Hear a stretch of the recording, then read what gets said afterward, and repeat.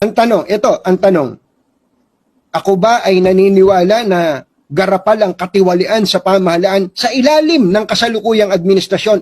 I-quote niyo po ako dito.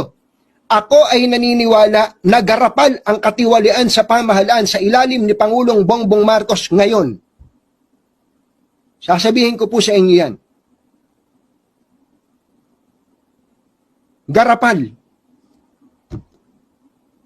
Kaya, kung meron man pong dapat na umaksyon dito, dapat si Pangulong Bongbong Marcos. Si Pangulong Bongbong Marcos should act immediately. Ngayon na. Dapat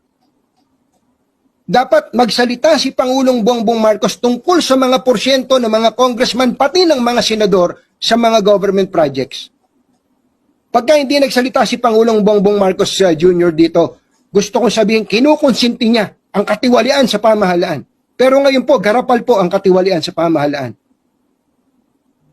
Garapal ang katiwalian sa pamahalaan. And if the President does not lift a finger, ibig sabihin, kinukonsinti niya ang katiwalian sa pamahalaan. Yan po yung sinasabi natin.